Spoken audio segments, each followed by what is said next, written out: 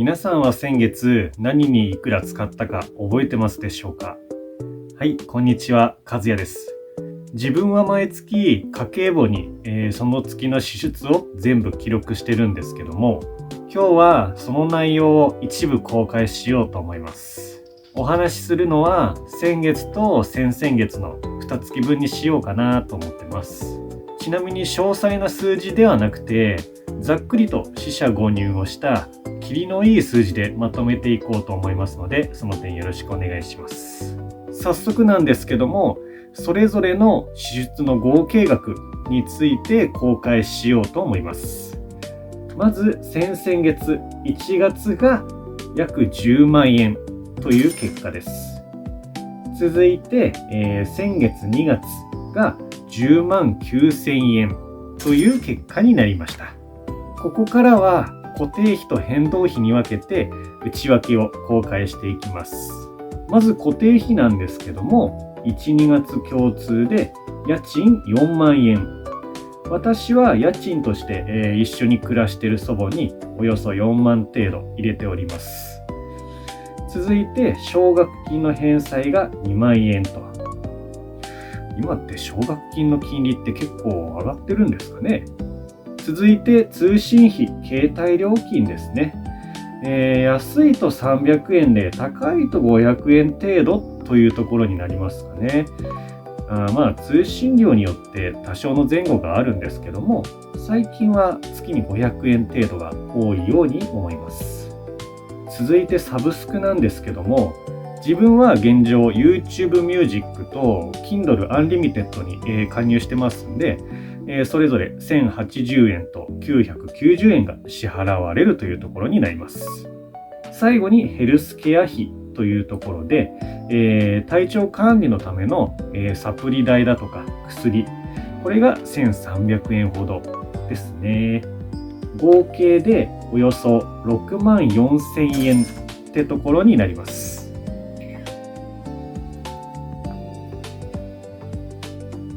はい、続いて変動費なんですけども、こちらはそれぞれの月で Amazon で購入したものと Amazon 以外で購入したもので分けていきたいと思います。それではまず1月分から見ていきます。Amazon で購入したもの以外を列挙していきますと、まずダイソーでスマホスタンド550円、飼い猫の病院代で、7000円、歯医者で4500円、スーパーでミンティアとフリスクタブレット、これらで1300円で、中古でクリッパ、リュックを外出先とかで吊るしておくことができるようなものになるんですけども、これを、中古で購入して3000円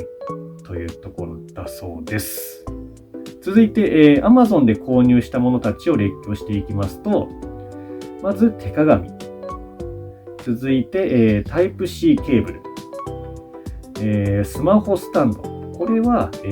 小さい方のスマホスタンドだろうな。で、マイボトル、はい、B5 のバインダー、はい、で、クリアケース、でこれらを、まとめて注文してお値段が、1万2000円というところになりました。はい、次の機械にはワイヤレスイヤホンと、そのイヤホンケース合わせて7500円というところで、はい、これで Amazon で購入したものとそれ以外合わせるとおよそ3万6000円というところになりました。飼い猫の病院代と歯医者の治療代で1万円以上取られてるのは大きいですよね。飼い猫の病院代についてはもちろんしょうがないにせよ、自分の歯医者の治療代はそこは頑張れよって思いますね。バインダーとケーブルについてはこの前の月で買い物失敗してるんですよね。ケーブルはタイプ C ケーブルが欲しかったのにライトニングケーブルを買ってしまっただとか、バインダーについては自分が愛用して使っているルーズリーフと穴の位置が合わなくって結局使えなかったんですよね。こういう失敗からの買い直しがあったという点はもったいなかったなと思ったりします。ちなみに1月中のベストバイワーストバイを決めますと、一番良かったのがワイヤレスイヤホンかな。これ買ってよかったな。で、ワーストが歯医者の治療費。これですね。できればここはお金がかからないで欲しかった。はい、それでは2月分に行きたいと思います。まず Amazon 以外を列挙していきますと、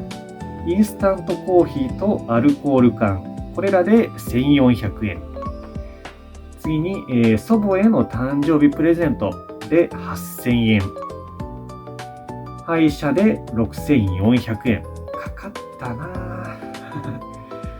で、サプリメントで、1600円。GU でボクサーパンツ。はい、これらを買って1300円。ドラッグストアでシャンプーを購入と。で、600円。最後、インスタントラーメン、ニラ、豚肉で900円というところだそうです。このインスタントラーメンとニラと豚肉につきましては、別で動画にしてますんで、よかったらそちらも見てください。はい、今度は Amazon で購入したものたちを列挙していきます。まず、メガネケース、リップクリーム、ハンドクリーム、付箋。これらをまとめて注文して5400円。で、次は、リュックサック、ランチバッグ、箸とケース。これらをまとめて注文して、14,300円だそうです。結構したな。で、日焼け止め、チューブワックス。これらをまとめて注文して3,300円。で、メイクポーチと折りたたみ椅子。これらをまとめて購入して、3,300円。で、最後、漫画の電子版というところで1,800円。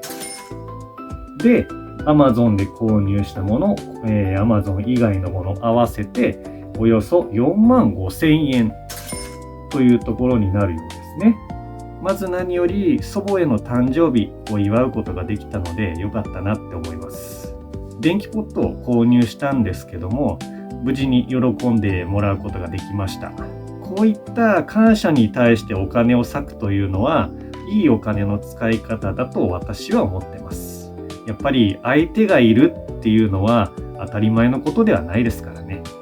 こういうところで渋ったりすると、人間関係ってもろくも崩れるよなっていうふうに私は思ったりします。その他については徐々に自分が欲しがってたものというのが、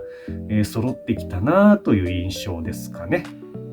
では2月のベストバイワーストバイですけども、ベストバイは祖母への誕生日プレゼント、これになるかと思います。ワーストバイは歯医者の治療費、ここですね。これ詰め物したから6,000円ぐらいしてるんですけども、高いな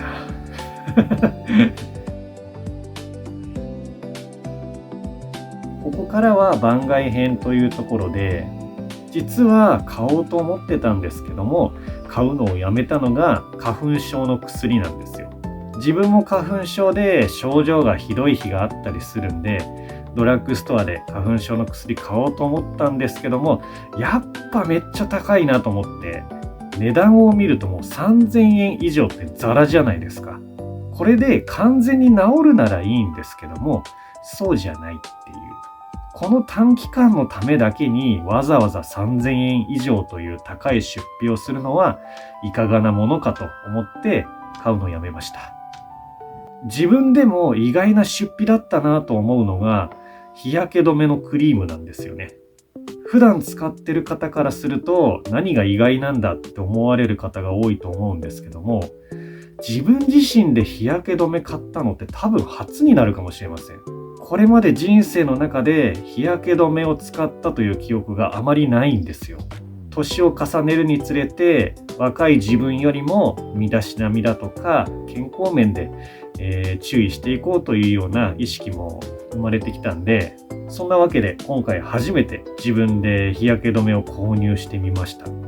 欲しいけど我慢したものが、これまたワイヤレスイヤホンで、アンカーのリバティ4 Pro ですね。Amazon で新生活セールをしていて少し安くなっていたので、できれば買いたかったですね。今使っているワイヤレスイヤホンをリュックの中のガジェットポーチに常備しておいて、新しく購入したイヤホンを自宅だとか外出時に必要に応じて使っていくようなスタイルをとっていきたいなぁなんて考えてたりします。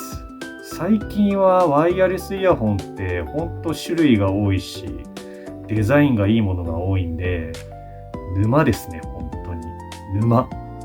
い、というわけで、今年の1月2月はこんな感じの支出となりました。やっぱりお金ってこうやって振り返ってみると、いろいろと見えてくるなーって実感します。自分のお金の使い方を改めて見直してみると、結構、無駄遣いを絞れてるんじゃないかなという印象がありますね。完璧ではないにせよ。また何ヶ月か経ったら、支出を振り返ってみようかなと思ってます。というわけで今回はこんな感じでした。また近いうちにね動画出そうと思ってますんで、よかったら遊びに来てください。それでは。